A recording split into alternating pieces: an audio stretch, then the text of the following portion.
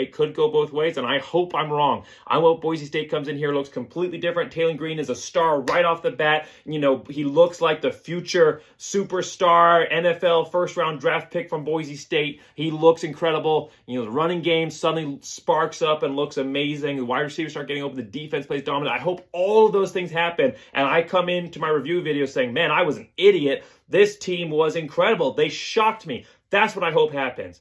Man, I was an idiot. This team was incredible. They shocked me. Oh my gosh, Bronco Nation. What a win by Boise State over San Diego State, 35-13. 35 unanswered points. Boise State goes scoreless in the first half, the first time that has happened since 2012 versus BYU. But Boise State goes scoreless in the first half, and they come out. They do something that Boise State has not been able to do for several years, adjust at the half, and they came out and they blew San Diego State off the map with the most incredible running performance I have seen out of Boise State in a long time. We're going to talk about all that in this review video today. We're going to talk about the offense, the defense, special teams, grade all of those. We'll look at my 3 keys to the game and how Boise State performed against those, grade those as well, and just review this incredible matchup by Boise State. What a game. Let's get right into it. So offense right off the bat. What a game. I keep saying it over and over again, but my gosh, what a game by Boise State here, because this is not the offense we've seen all year. If you're watching this and you haven't watched Boise State football for this season or maybe last season, or maybe the last 3 or 4 years, then you probably came into this going, wow, Boise State looks great. But if you've been watching Boise State football for a while now, Boise State, not just have they not been able to run the ball very effectively overall, but they just haven't been able to move the offense overall. I mean, this season, we talked about the numbers that Boise State was averaging. If you guys remember my preview video there, Boise State was averaging 119 yards per game on the ground, 119.3 to be exact, 96th overall in the FBS. Boise State in this game rushed for 316 yards on the ground. 316. I was trying to go through and find the last time that Boise State ran for over 300 yards, and I was trying to go through every single game and find it was taking forever because I was going back years and I hadn't seen anything. There were some close games, some 280s, that kind of thing, but nothing over 300 yards. So if someone else wants to do the work, the back work there, and try and find out when Boise State last time they ran for over 300 yards and then put that in the comments, I'd love that. But it has been a while since Boise State has had a rushing performance as dominant as they did today. And like I said, it was second half adjustments because this offense, they looked stagnant in the first half. I would say they looked better than I was expecting in the first half, considering brand new offense coordinator Dirk Koetter and a brand new starting quarterback here in Taylen Green. And I really expected them to struggle more than they did. I mean, the offense looked like it was moving a little bit there with Taylen Green. Vidlac looked good when he came in. But the performance from the first half to the second half, the adjustments, that was something that not just Tim Plow, but, you going back to Brian Harsin days, Boise State has not been able to make those second half adjustments and to come out more dominant. I mean, when you see a team down 13-0, it's not a insurmountable lead, but you just get the feeling that it's going to be over as a Boise State fan if they haven't put up the points by the first half. That was not the case in this game. Complete reversal here. I said in my preview video, obviously I got this game wrong, and I'm admitting that up front. I admitted it when I began, and I am so happy that I got this game wrong. I've never been more happy to be wrong in my entire life, so thank God I was wrong in this one. But I said in my preview video that Andy Avalos wants to run a run-heavy attack, and Tim Plow's not the guy for that. If you're talking about who's the better offensive coordinator to run this offense, nothing against Tim Plow necessarily, but it's Dirk Koetter. And if you want a quarterback to run an offense, a run-heavy offense, then it's Taylen Green. Now, my concern was that on a short week, when you don't even have the extra Friday to practice and you put in your offensive coordinator on Sunday, my concern was they weren't going to be able to make the adjustments necessary and get Taylen Green spun up well enough to come in and perform in this game. And I think that first half showed. I mean, ton of penalties in the first half. 8 penalties. That would have been a lot more than what that would have been really atrocious. But 8 penalties for 61 yards. So the offense was just out of touch there. The running game, not very impressive in the first half. Boise State had, of their yardage, they had 273 yards in the second half. So 316 overall, 273 of those in the second half. So the Boise State offense of the first half was not running the ball very effectively. They were having some sparks and moments, but they weren't running the ball very effectively. And I think that's kind of what I was expecting to see for this game. But Dirk Koetter was able to come in, impress me. I mean, I knew he was great before. We all knew that he was great. We all knew that he was going to do well in this interim role here. We all knew that. But I did think that when you are 4 games into your season and you are having a short week and you're having to bring in a brand new starting quarterback, that it was going to take time. Well, Dirk Koetter, he has continued to build his legend at Boise State, returning from being head coach back in the late 90s, early 2000s, coming back now to be offensive coordinator interim, but maybe, if it keeps working like this might be a long-term gig for him.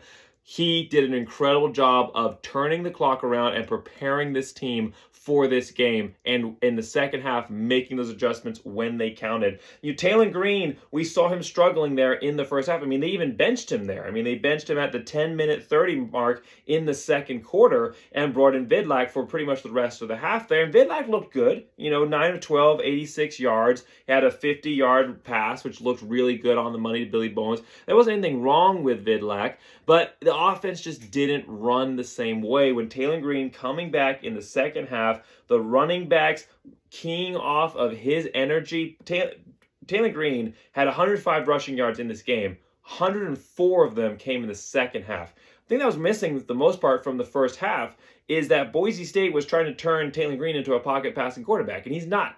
He had 10 pass attempts in the game. 6 of them came in the first half, which we're going to talk about my keys to the game here later. That was the opposite of my keys to the game here for Taylen Green, right? My emphasis on him was he's a running quarterback. You basically got 3 running backs now to work with in Genty, Green, and Holani. Use his legs, build some momentum, and maybe work the passing game in later once he's built some confidence. Boise State not going with that option. Only 1 yard rushing on 1 attempt in the first half for Taylen Green. He was 2 of 6 trying to pass the ball. Just there wasn't anything happening with the offense. Boise State comes out in the second half. They say, you know what? We're going to give Taylen Green another shot. Let's use what he's got. Let's use his skills to work with this offense.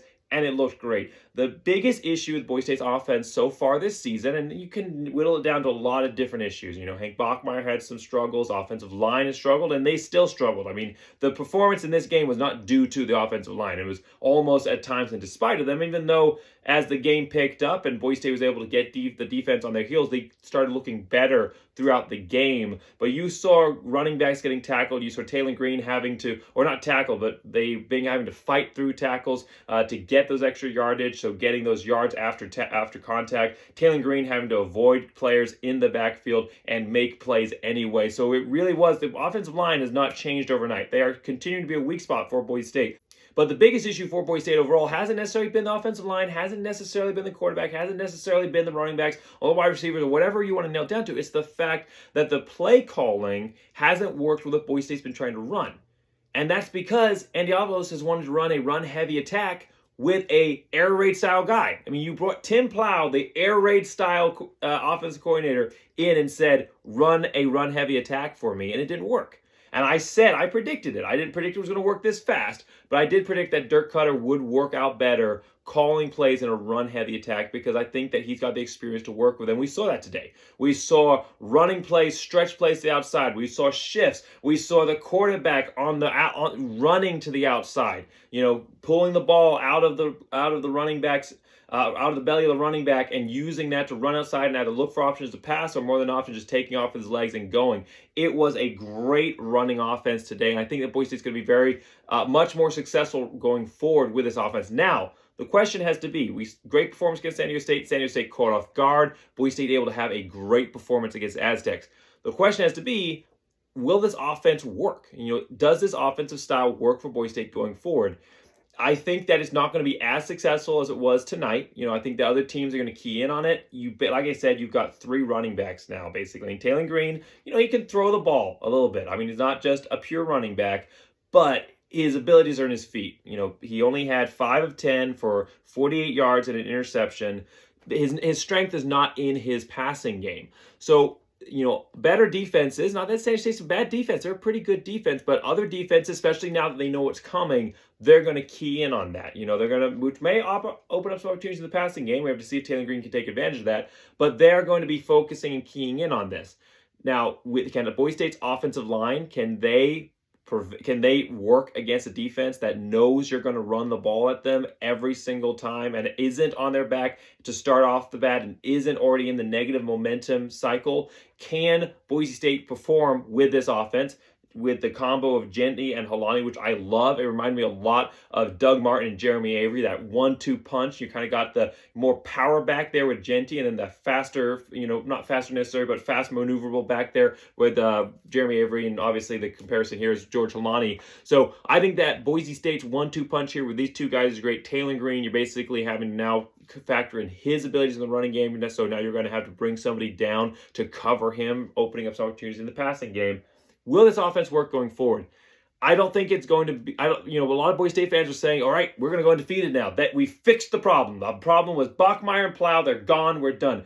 I don't think that's the case. I don't think that Boise State is, I'm not going to say they're going to go undefeated right now. I am going to say that this offense works better than what we've seen so far, because Tim Plow's not the guy to call a run-heavy attack. Dirk Koetter knows how to do it, and Taylen Green works better for a run-heavy attack. Now, Boise State's going to have to make some, at the end of the season, however things work out, and look back and say, does this offensive style work? Because it's very different. We've never seen this style of offense at Boise State, where it's a purely run-focused attack. We've never seen that at Boise State. So it's going to be very different, but regardless, it definitely runs better than the offense we had before, which is basically non-existent. I mean, we were trying to be multiple things, and we weren't being anything. So I like that Boise State has at least said, we're a run-heavy team. We're focusing on the run. We're going to put up, 150, 200. We're going to put 200-plus yards rushing every game, and that's what's going to make us successful. If we can get a pass out there. I mean, Dirk Koetter was still calling some stuff. I mean, there was a play out there where his son was running, or he got the pitch, and he was looking to throw. You could see he was looking for the trick play. It wasn't available to him. Ends up taking a loss of yardage. But, I mean, he's still calling some classic Boise State plays. But we are returning in some aspects to the classic Boise State style, which we really haven't seen under Tim Plow. So there's going to be some elements of that. I mean, the tight ends were also heavily involved in what you wouldn't, as far as the passing game was involved today. Again, passing game not a huge emphasis item today, but the tight ends were involved in that. So using their tight ends, using your shifts, using your misdirections, all of that is the Boise State way. What's different is this focus purely on the run and everything else working off of establishing the run, and not just establishing the run, but once you establish the run, you just run it. So can this work for Boise State? We'll find out this season. I'm not ready to make a prediction here and say we're going to go undefeated. We got some very tough teams that are going to key in on this.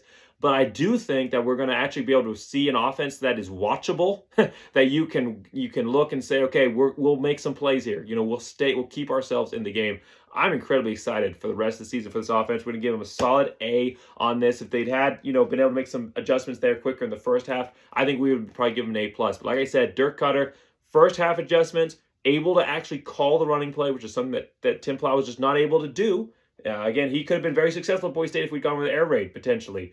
But if we're going with a run play, Dirk Koetter definitely the guy to go with. So he was able to call the runs, and he was just able to adjust on the fly to what the defense was presenting him. Even in the first half, when Boise State wasn't necessarily going out there and being super productive, the offense still looked better. They just weren't able to finish. A lot of those were penalties, wiping out at least opportunities for field goals.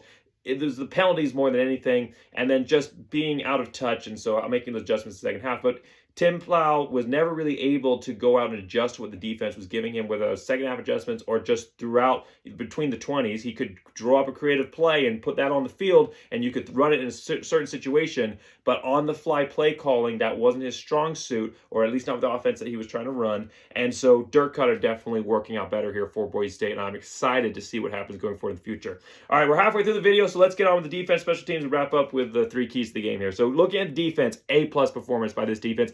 San Diego State did not score a single offensive touchdown against Boise State.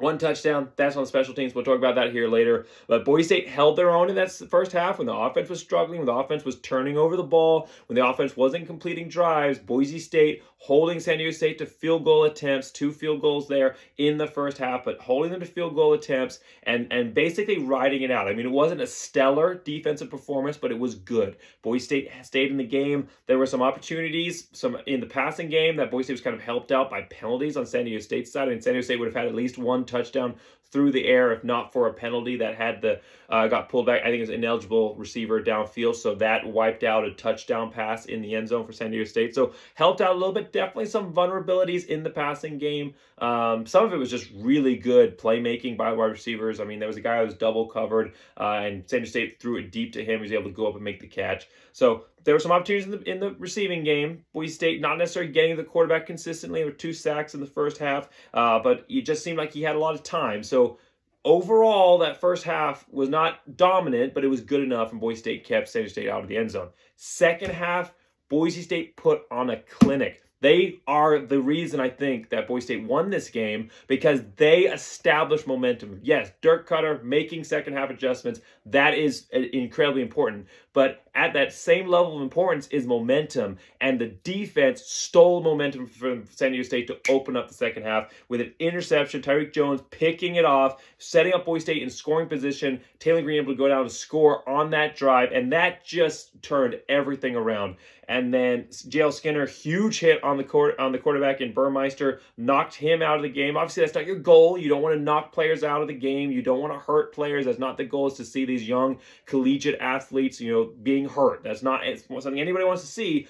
But the fact that he went out there and he was playing intense and he hit the guy hard, that's the goal. What happens after that is a lot of times out of your control. That was a big play. Took Burmeister out of the game and really pretty much killed the offense there for San Diego State. Because in the first half, he was able to kind of put Boise State a little bit on edge there with his running abilities, was something Boise State definitely struggled to cover for at least the first quarter and a half before they started to develop it. He was definitely their best passer there. After him, they had to go to a freshman, and then he got hurt, and then San Diego State ended up on their third string quarterback, who was a true freshman, and it was just over after that. So big plays by the defense here, but it wasn't just Tyreek Jones, it wasn't just J.L. Skinner. George Tarles, he looked great. He had 2 sacks there in the second half. There were 3 forced fumbles by Boise State that San Diego State ended up being able to get each time, but again, that's just additional lost yards. George Tarles had a ball in his hands, the ball squirting along the ground. He picks it up and he's kind of fumbling it a little bit. He tries to pick it up, it falls back down, and then he accidentally kicked it out of bounds. I am sure that he is absolutely kicking himself. Obviously, Boise State wins the game. He had a great game overall. I really thought we saw George Tarles stepping up in this one for something I've been calling for. I was hoping we'd see it in this, and we did. He had his best performance overall, I think, that we've seen from Boise State. You talk about guys that really exploded on the scene here. I mean, Ashton Jeanty had an incredible game for Boise State. Obviously, Taylen Green having an incredible game. But George Tarles was a guy who has had flashes. He's had moments. He's definitely been a big part of this defense. But he now established himself as a dominant threat in this game for Boise State. And then overall, 3 sacks in the second half. So Boise State, 5 sacks overall. Boise State coming into this game, they weren't doing that well as far as the sack numbers go. Only 8 sacks for Boise State and only 1 versus UTEP last week. I mean, Boise State defensively, this didn't look at all like the performance against UTEP. Another reason I was worried that Boise State was going to lose this game is because of the performance versus UTEP, where they just didn't look like they were able to consistently stop them, and they weren't dominant against the Miners team. But coming up here against San Diego State, a team that is much better overall than UTEP, Boise State was able to go out and be dominant. And I think that's part of the coaching staff having a little bit of a readjustment. So good job on Andy Avalos and the defensive staff getting the team overall and the defense focused for this one and moving them back in the right direction. This looked like the dominant Boise State defense that we saw last year and that we've seen at moments throughout this season. If Boise State can couple this dominant defense that holds opponents under 20 points with this offense that is able to pick up some, to keep drives going through the ground game, this could be a very dangerous team.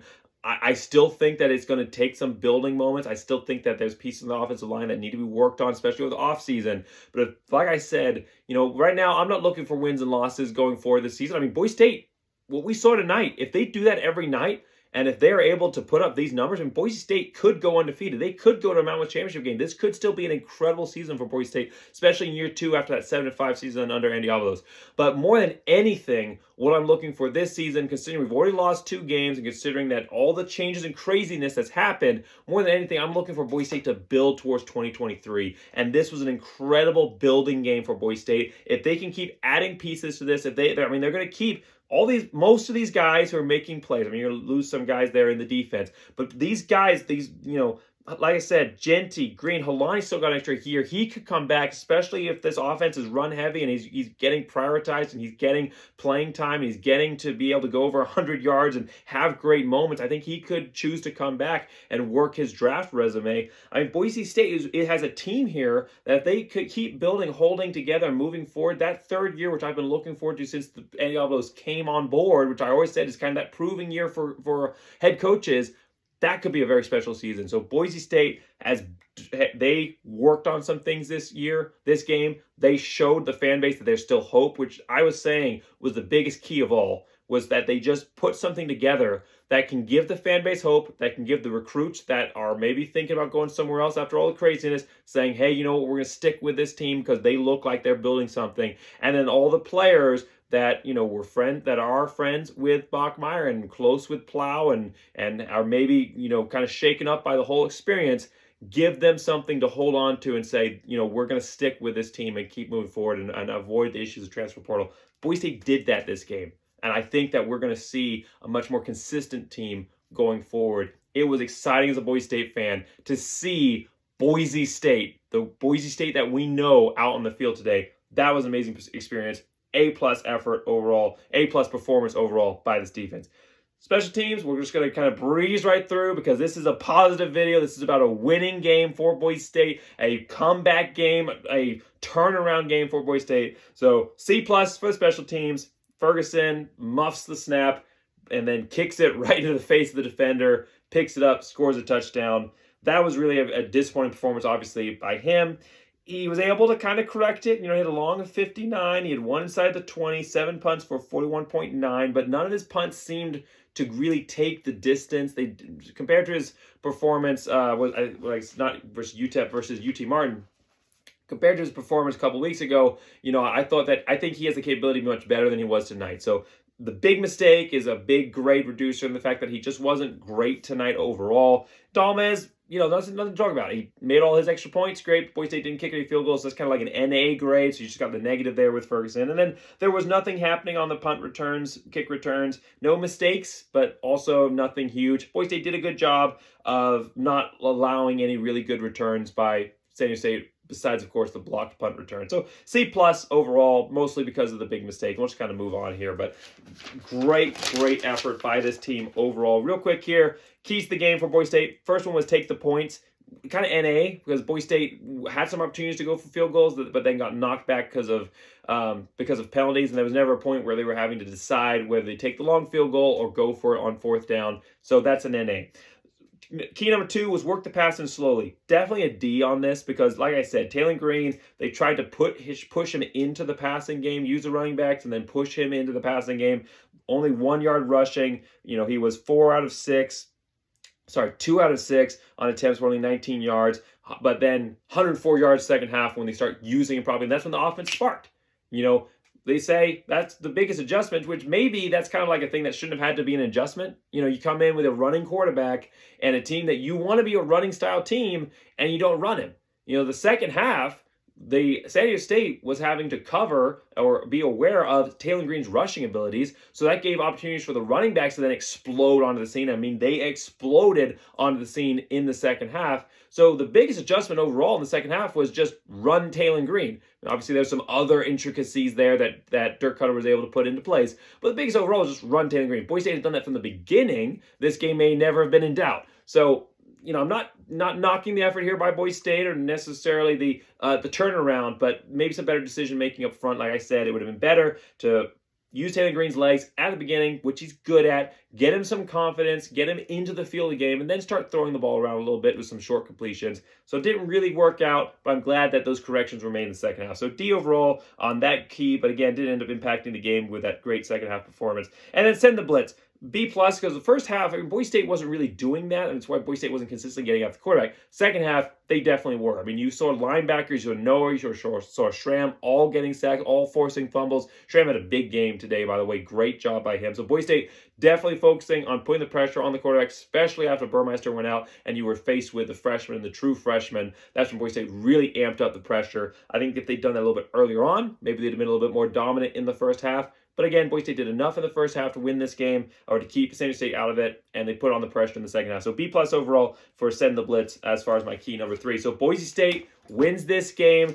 This was, again, one of my favorite games in a long time. I mean, a long time. As a Boise State fan, of course, we've watched wins. We've watched great wins. The Fresno State game of last year obviously stands out as being a great game in recent Boise State history. So obviously that's a game that is going to stand out in the memory. But this, a comeback win when you're down 13 points and you don't look at all like the team that you came out as in the first half, that is an incredible experience. I mean, I saw people tweeting and commenting on Facebook and everything saying, all right, that's it. You know, we suck. We're done. I guess it wasn't Bachmeier. I guess it wasn't Tim Plowden. Again, I'm not saying that was the reason Boise State wasn't being successful, but you just had this, we still suck. Oh, well.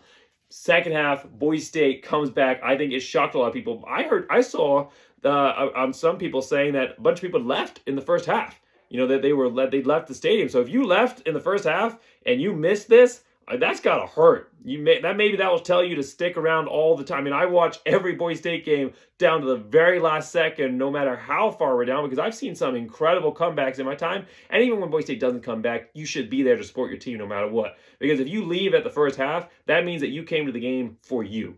If you stay the whole game, I mean, that shows that you came for the players, and that's what you should be doing. You should be supporting this team no matter what. You should be at these games for the players, for the team. Your own enjoyment should be a secondary consideration to being a Boise State fan, to being a fan of college football, and coming to these games, supporting these young men who are putting it all on the line for you. So if you left in the first half, shame on you. Make sure you stay in future times, because we see that now that we have got an offensive coordinator who can make first half adjustments. So, you know, even if some teams are keying in on this offense that Boise State likes to run, Dirk Koetter is the guy that can make those adjustments at halftime, and maybe Boise State comes out and runs something a little bit more, a little different, that's more successful in the second half. So I am so excited about this team, about this season. Again, I am so happy that I was wrong on my prediction for this one. I will have my preview for Fresno State coming out this week. On a few days, probably Wednesday is probably when I'll put that out. So Boise State's next matchup is against Fresno State, and they've got to go to, I think actually it's home, isn't it? So it's home. So Fresno State's coming to Boise. Another chance to protect the blue against a good team, against a rival team. Battle of the Milk Can. This will be a tough one to see. Was this kind of a rebound game? And I don't think it was. You know, was this kind of a San Diego State wasn't ready for them? I think maybe that's part of it. I don't think that Boise State is going to go back to not able to move the ball at all, you know, complete dud on offense. I don't think that's going to happen. I do think that some teams are going to be better at defending them, and you're not going to see 300-plus yard rushing and 35 points in one half. So I do think that it's going to be a little more of a struggle for Boise State, but I think that this is a team that's moving in the right direction, and it now has an offense that can be productive. And I think Boise State's going to keep themselves in these games and upset some of these teams. So I'm excited for Boise State to face the Bulldogs next week. Make sure you watch my preview of the video. Make sure you don't miss that by clicking like and subscribe. It doesn't cost you anything to subscribe, and you don't make sure you don't miss any great Boise State football content. Thanks so much for watching, and as always, go Big Blue!